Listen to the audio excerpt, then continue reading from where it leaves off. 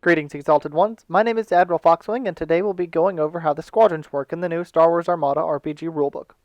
Here's just some of the things that we'll be going over, such as the Squadron list, activation concepts, scenarios, Squadrons, keywords, skills, and how to use Ordnance in this game.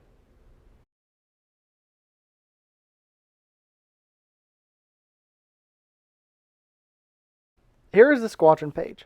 From here you can see all the clarifications on all the different steps to whenever it comes to activating Squadrons.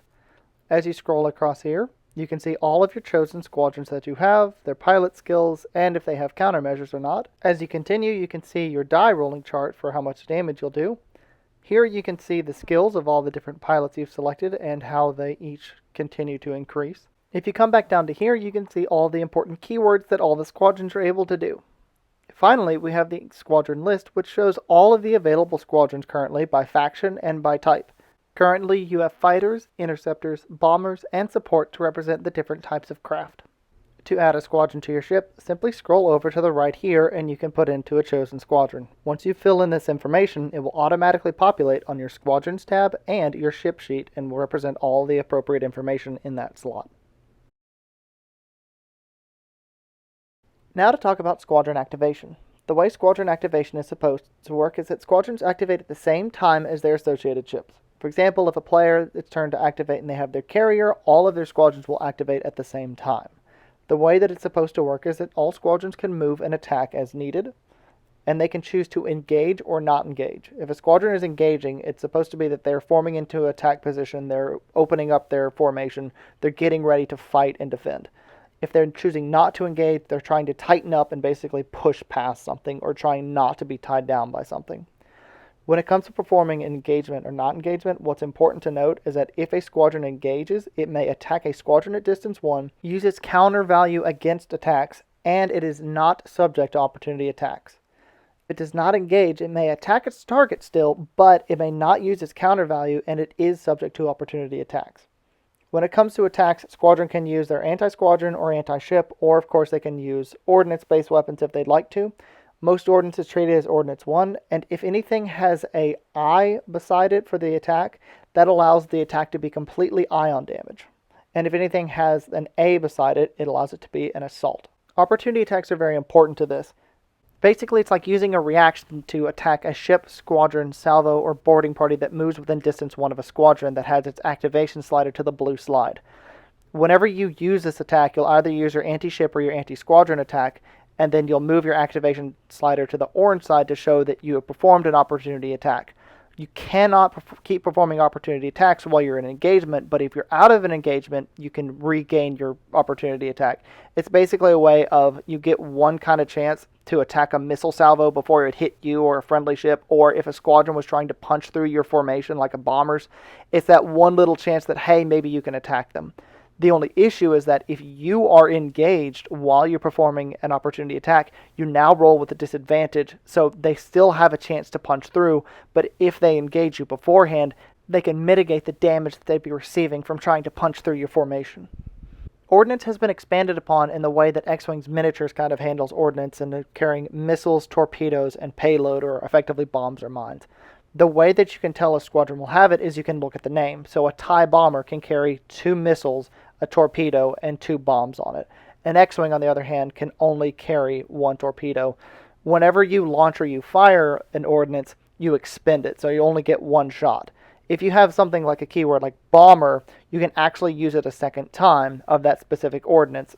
It's basically supposed to represent that an X-Wing can carry proton torpedoes and it can shoot 2 proton torpedoes, but an A-Wing, for example, well, it can carry missiles, but it can only carry so many missiles. It's not able to reload them. It's not able to use a whole lot of them.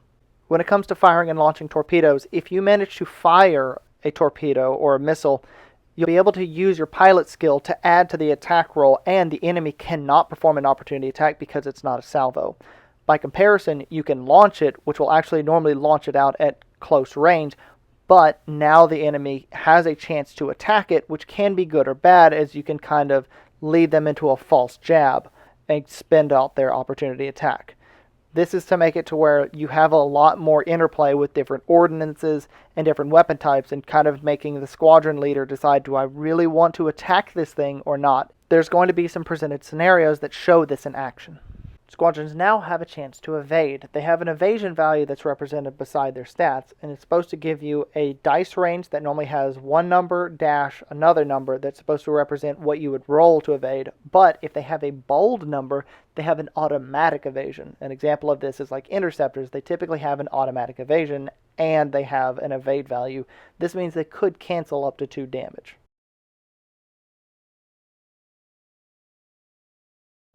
So before we get into specific scenarios, let's go ahead and talk about ranges of certain weapons.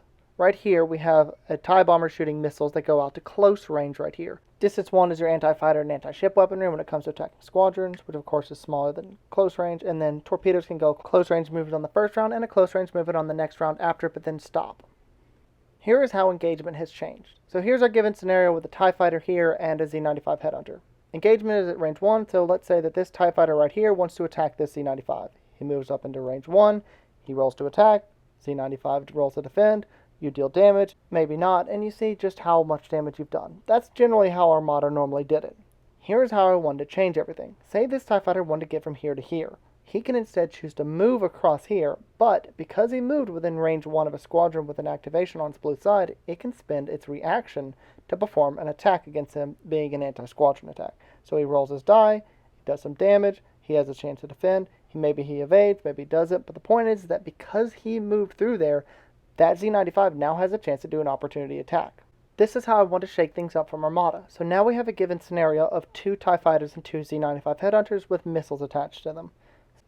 So here we have the Z-95 trying to shoot its missiles at the TIE fighter here. So what it can do is, when it fires its missiles like this, it fires them, but it does not add its pilot skill. Whenever this happens, this TIE fighter has a chance to spend its reaction and attack the missiles. It attacks them, maybe it destroys them, maybe it doesn't, and in return, it may take some damage in the process. But at any rate, it still spends its reaction, which means this Z-95 can now move straight through without taking any damage. Or maybe instead he decides he's going to engage him but soften him up before he begins attacking other rounds and lock him down. Conversely, you have here right here where they're already at distance 1. However, he can shoot his missile at him, he can shoot his primaries, whatever he wants. However, TIE fighters won't be able to react to that because it's not a salvo token. It's just regular missiles. Now here's a scenario right here that shows a different way of using missiles and reactions. So here we have the 2 TIE fighters, these 2 Z-95 Headhunters. However, currently this Z-95 Headhunter is actually at close range, not at distance 1 of the other TIE fighters. So what they can do is they can shoot a missile at them, and now as they shoot the missile, this TIE fighter says, oh, I want to react to it. He spends his reaction, but because he's engaged by that Z-95 that's right here, he now has to roll with disadvantage. He rolls the dice.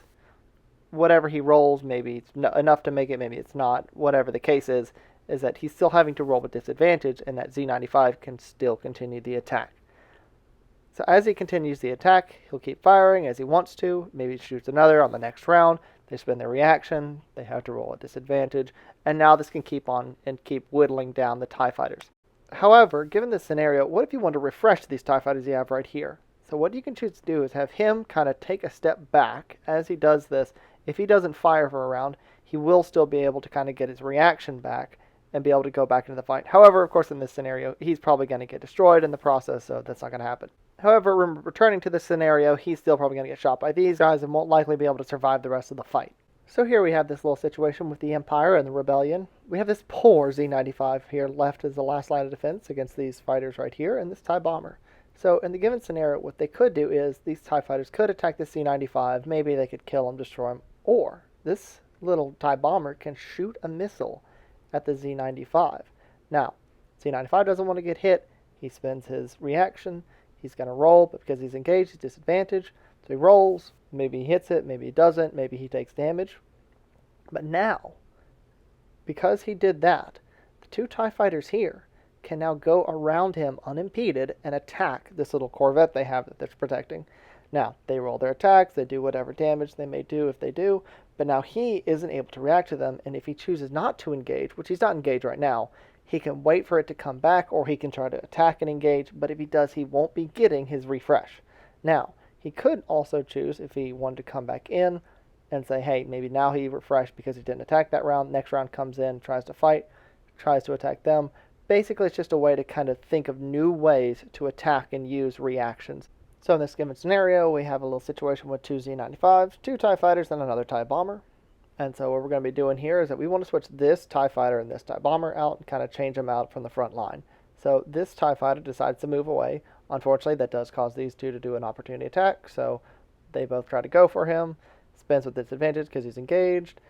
Maybe it does damage, maybe it doesn't. For this case, we'll say it does, why not?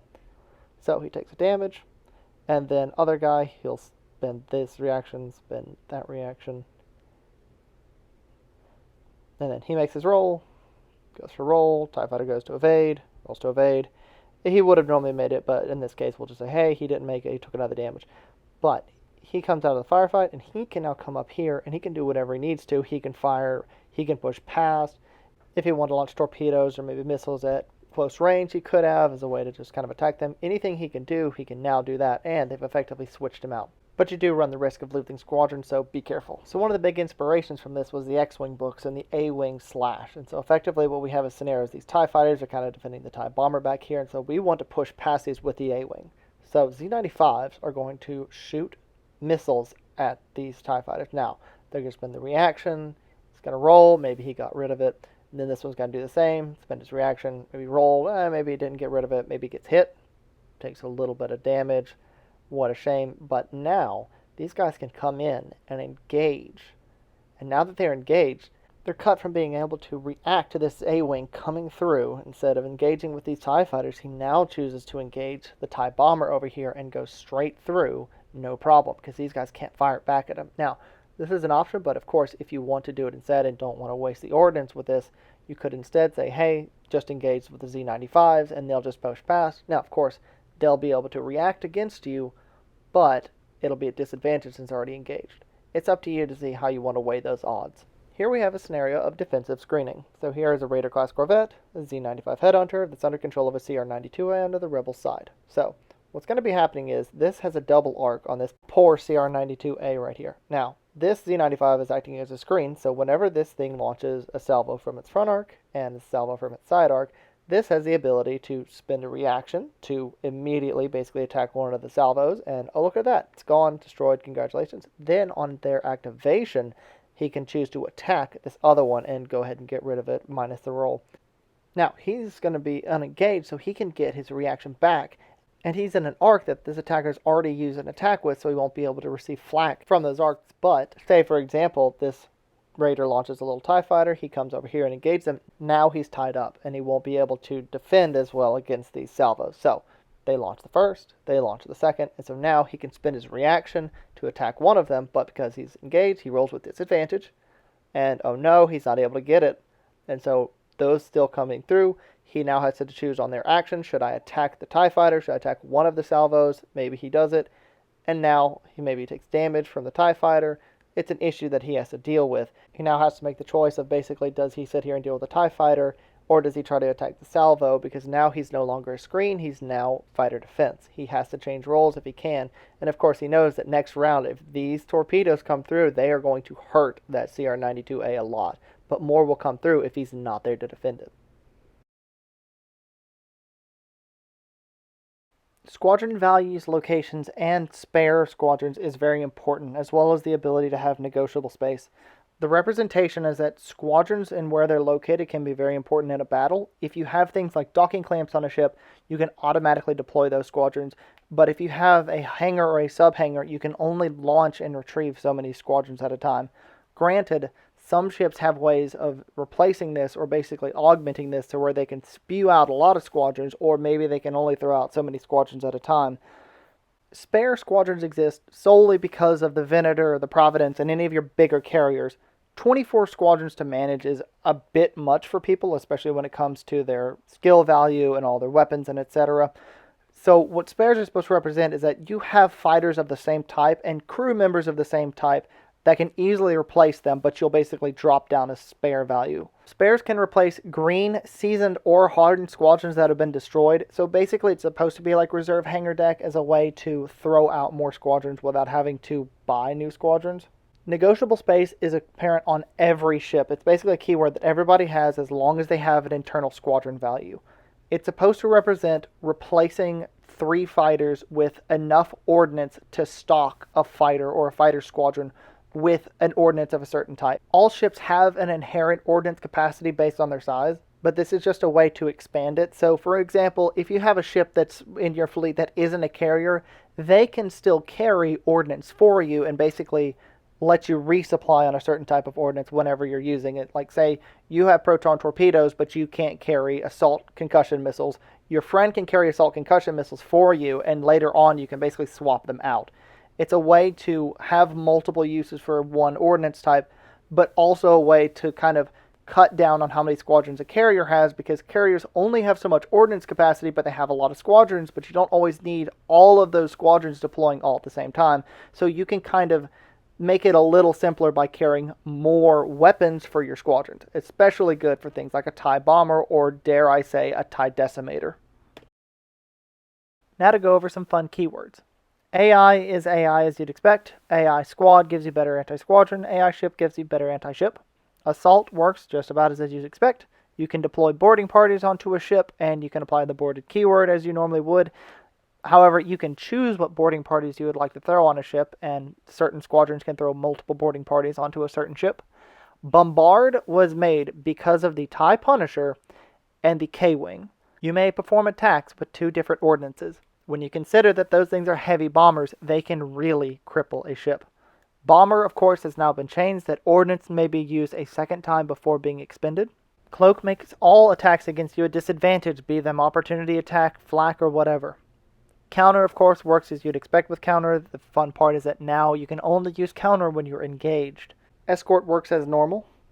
Grit is opportunity attacks against you at disadvantage. Obviously, if it is a double disadvantage, it's basically just a failed roll.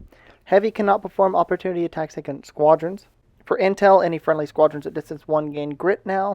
Relay continues to expand your coordinate squadron range. Scan has been added to help boost your intelligence, wisdom saves, and your concentrate firepower ability. And lets you execute 2 moves so long as you don't attack, so it's what you can expect from the K-Wing or the missile boat. Swarm works as you'd expect it would, however, you have to have friendly squadrons engaging the enemy whenever attacking. And then Tractor has been added as a very cool little way to play with squadrons, as you can move squadrons and objects to you, and you can also use Tractor to hold squadrons in place and prevent them from evading, much like the missile boat does in TIE Fighter. Skills are fairly easy to understand. You have this chart right here for each of your 24 squadrons. You have a green, seasoned, hardened, elite, and ace. They all have the certain amount of experience that are required, which you'll put an X on the individual box that gets them to the next level. Whenever you reach elite, you'll get a special ability, and then once you reach ace, you'll be able to get countermeasures like brace, evade, whatever you would need, whatever your DM allows. In order to update the skills on here, you'll go to the chosen squadron section of the squadrons page. You'll go down to skill, and you'll type in whatever skill level it is.